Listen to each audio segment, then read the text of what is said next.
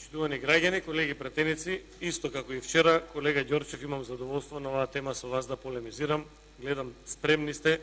Се сеќавате на полемиката која што ја водевме кога се носеше законот за администрација. Зошто законот беше без европско знаменце? Токму заради начинот на оценување на јавната администрација. Ние тоа ви го укажувавме, вие се правевте на глуви. Господине Ѓорчев, со политичкиот пензионер Никола Груевски одевте заедно во Европа, во вашите сестрински партии, и тие ви напишаја во делот на администрацијата како ги оценувате јавните службеници. Ки го цитирам Прибе. Почитувани граѓани, во извештајот на Прибе јасно и децитно пишува, цитирам, господине Ѓорчев, се надам дека внимателно ќе ме изслушате. Очигледна директна вмешаност на високи владени и партиски функционери во нелегални активности, вклучително изборни измами, корупција, злоупотреба на власт, овластувања, конфликт на интереси и, господине Ѓорчев, уцени изнудување, притисок врз вработени во јавниот сектор да гласаат за одредена партија со закана за нивно отпуштање. Значи, вашите пријатели, колега Ѓорчев, тие десничарите по Европа, каде што со политичкиот пензионер Никола Груевски одевте заедно ја промовирате политиката на ВМРО, ДПМН и така натака, тие директно со прст посочија по вас. Затоа ние побаравме денес измена на вакво законско решение. Оценувањето за 2015 година да се одложи за 2017 година. Многу јасно и прецизно. Вработените во јавната администрација апсолутно многу добро и точно знаат за што говорим. Господине Ѓорчев, не може да се правиме на глуви. Од проектот на вистината за Македонија многу добро слушнавме како врвот на ВМРО ДПМН вршел уцени, закани, притисоци врз јавната администрација за глас повеќе за ВМРО ДПМН. Господине Ѓорчев, бидејќи заедно дојдовме од третата изборна единица, се сеќавате на раководителот на подрачната единица на Фондот за здравствено осигурување во Велес, кога за инвитро оплодување, тоа е срам, брука за партијата, за инвитро оплодување беа побарани на човекот, тоест на семејството, дополнително на список кои што ќе бидат однесени во Велес во партискиот комитет 15 граѓани со лична карта, фотокопија, дека ако сакаат да добијат средства од фондот за инвитро оплодување, треба да донесат 15 дополнителни гласови. Тоа е срам и брук.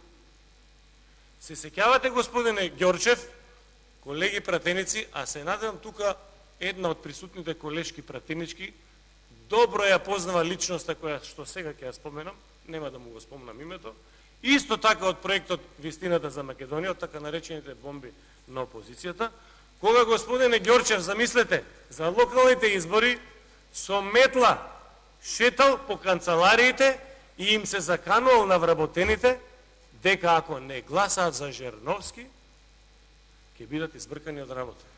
И замислете сега, Милијана Кивески му вели, славо си ја одработил работата. Ке идеш тамо и ке им се заканиш, ке ги уцениш вработените, ке им кажеш, ке ви ги најдеме ливчињата, ке гласате со триаголници, ке ви ги провериме ливчињата и ако не сте гласале за Жерновски, сите ке ви избркаме од работа. За тој мерит систем, господине Ѓорчев, говорите? Или, господине Ѓорчев, ќе подсетам на уште еден пример од проектот Вистината за Македонија или така наречените бомби на опозицијата. Милијана Киевски се јавува на Ирена и вели: те молам кај сите учителки заврти од кол центарот, а знаете кол центарот си беше оној МВР, ВМРО, кај Гордана Куловска, во Министерството за внатрешни работи, со следната порака: ви благодариме што излеговте на гласање и за конечна победа на ВМРО ДПМН да обезбедите уште глас за ВМРО ДПМН и така натака и така натака.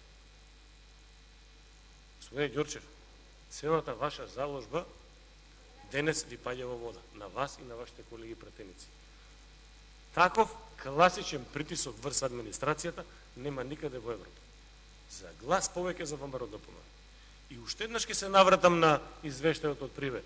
Господине Ѓорчев, вие заедно со тој политичкиот пензионер Никола Груевски, кога шетате по Европа, по ЕПП, тие луѓе кои што сега се на власт, вклучително Јункер и сите околу него, во Европската комисија.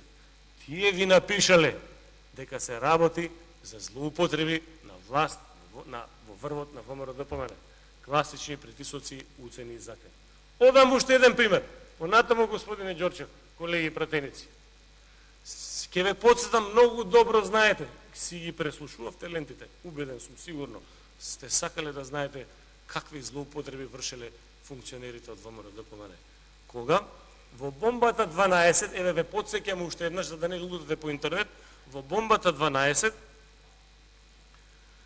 кога во разговор на Зоран Ставревски со Гордана Јанкуловска, вели, цитирам. Ајде да не цитирам, еве ќе го парафразирам. Еден вработен во Министерството за финансии, замислете, без согласност на Општинскиот комитет на ВМРО-ДПМН, одлучил да конкурира во апелациониот суд. Тоа не му се допаднало на Зоран Ставревски, не го послушал да ја повлече апликацијата и вели на министерот за внатрешни работи, цитирам сега, овој Копилјов од кај мене, што ти кажал што аплицирал во апелациониот суд, не го повлекува моето барање, дрцко се однесува, сакам тамо да му го загорчам животот, ќе добие удар со чекан.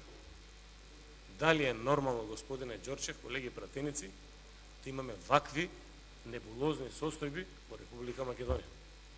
Почитувани вработени во администрацијата, сега, кога ќе бидат изборите, кога и тие да бидат, имате шанса. Сите тие кои што овие од ВМРО-ДПМН ви се заканувале, ве уценувале, ве заплашувале, ве терале на сила да одите по комшиите, по роднините, по пријателите, да обезбедувате дополнителен глас повеќе за ВМРО-ДПМН, сега ви е шанса сите дојден да ги казните. Дали, господине Ѓорчев, тамо кај што одите по Европа, ви го укажувале ова, дека вршите страшен притисок врз администрацијата на Република Македонија и треба мала професионална администрација. Во 2013 година, не случајно го споменав Ставревски, на средбата со 3000 раководители во јавниот сектор, замислете, во обраќањето им вели дека најголемо богатство на Македонија е квалитетот на човечкиот фактор. А замислите, господине Ѓорчев, тој некој што во Министерството се одважил да аплицира некаде, сака да му создаде таква ситуација како чекан да го удрило по глава. Така се однесувате со се во општеството. Добиваме илјадници поплаки од притисоците на државните секретари во министерствата и од раководители поставени директно преку комитетите на ВМРО-ДПМН, кои што вршат класични притисоци, закани и уцени за глас повеќе во јавната администрација. Колега Ѓорчев, колеги пратеници, политички притисок врз јавната администрација и вршењето на дискриминација и мобинг за обезбедување глас повеќе на ВМРО-ДПМН, тоа е кривично дело и е спротивно на изборниот законник.